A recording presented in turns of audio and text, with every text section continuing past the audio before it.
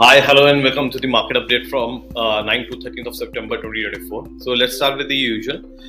We start with China. China came out with industrial production number, which had risen, which rose by 4.5% in the month of August, but it was a decline from July's month, where it was at a 5.1% level. The retail sales growth also grew at 2.1%, which is again slower than the 2.7% in the earlier month. Fixed asset investment also rose by 3.4% from January to August, which was down from 3.6% in the first 7 months. The investment in the real estate has also declined by 10.2% from starting of this year, in the month of January to August of this year. The CPI inflation has risen by 0.6% in the month of August, where the core CPI rose by just 0.3 in the month of August, which is the slowest in the last over 3 years. So we see there's a lot of weakness still. China is not able to cope up with the weakness in the economy. So what China is proposing proposing to cut rates on its $5 trillion mortgages as soon as in September, in the month of September. Let's now move to the European Central Bank. The European Central Bank lowered their interest rate for the second time this year. The key deposit rate has been cut by 25 basis points. Now the deposit rate stands at 3.5%. With the inflation had receded to 2%, and concern about the of the economic building. Now we move to the US. US came out with the CPI inflation data, and it has reached to the 43 months low of 2.5% year on year in the month of August, as compared to 2.9% in the month of July. When we look at the US core consumer prices, which exclude the volatile items of food and the energy, it just rose by 0.3% from previous month from the previous month in the August of 2024. Slightly, this was above the forecasted 0.3% increase, and picking up slightly from the 0.2% increase in the month of July. So now the core CPI after the increase is at 2.1% in the last 3 months. If we now move to you look at the US Treasury 10-year Treasury bond yields, the yields have again moved to come down a bit down, is currently trading at 3.657. With the US inflation data and all the news, there was cheer in the market. So the effect of the last week, the global markets were positive. If we look at the US market, it was up by somewhere about 0.5%. The European market was also up by 0.5%, and definitely the Asian market was also felt that upward swing at the market. India came out with the IIP number. So let's look at the key features of this number. IIP growth rate for the month of July 2024 is now at 4.8%, which was this number has increased from 4.7% in the month of June.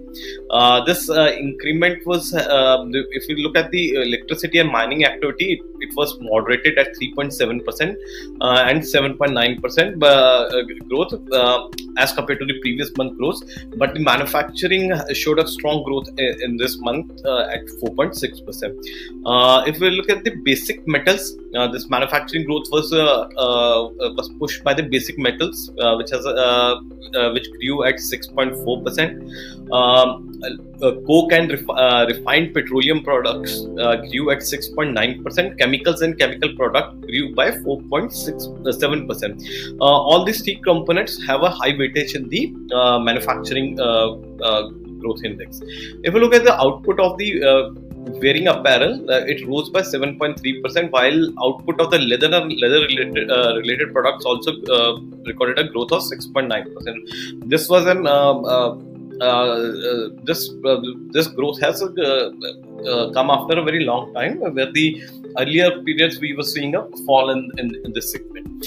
On a use-based case, we see that the infrastructure growth had moderated at 4.9%, even though the government incentives on the infrastructure infrastructure and construction had continued on a bit on a slower side, but definitely it still hasn't gone from the system. On the consumption side, we saw that capital goods grew at 12%, which is a very good number. Consumer durable also grew by 8.2%, but on the flip side, consumer non-durables actually have contracted at by 4.4%. So there's a mix of on the consumer side, which I think is a difference between the premiumization products of consumer durables being sold as compared to the normal daily use products or non-durable, which weakness is still being felt by India. India also came out with a CPI inflation number. CPI inflation had inched a bit high at 3.6% in the month of August. In the month of July, this was 3.6, though still under the RBI manageable rates, which they want the inflation to be. If we look at the core inflation, it still remained largely benign, remaining steady at 3.4% in this month again. This inflation, of course, again the main contributor had been the food and beverages, which contributed 5.3% increase. In food and beverages, pulses and products showed a price by 13.6%. Vegetable showed an increase by 10.71%. Cereals and products showed an increase of 7.3%, and ag was also at 7.14%. In last few years, fuel and lights have continued to show a deflation, and in this month also it showed a deflation by 5.3%. We are seeing that the prices on the oil side has been decreasing, and the benefit that the India has from the Russian oil. So the fuel and the light prices have continued to go in a deflating zone. The news from the oil side, oil prices which had been correcting sharply in last few weeks, this week it was up by 0.99%, and we started trading at $72.18 a barrel. Gold since last week has run up by 2.87% after the inflation data of US came out. So the expectation of rate cut and weakening of the dollar had, as we had been discussing it, had discussed in the last presentation also, that there's the markets would be looking at the weakening dollar, and the gold prices would definitely make a jump, and we can see that it jumped by 2.87% in just last week, and it closed at 73,510 per gram. FIIs, if we look at the FIIs and DII activity for the week, as I already discussed, that the lower oil prices and the weakened the 10-year bond yield is good for Indian equities, and that could be we could see with FIIs buying close to 15,199 crores. DIIs also bought close to 2,444 crores worth of Indian equity. So let's look at the effect of this inflow into the market and how did the market perform.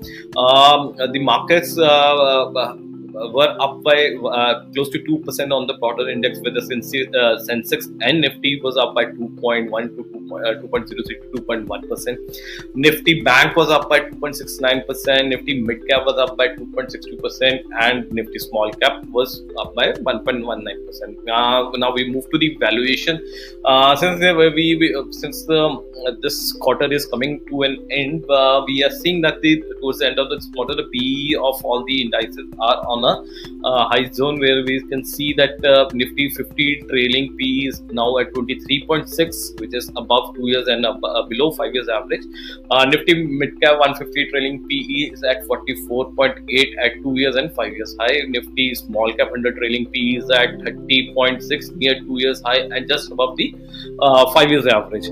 If we look at the Buffet indicator after the GDP data which came out 2 weeks back, we are still the ratio number has definitely declined to 99.66%, but it's as per the indicator, it is the market is modestly overvalued.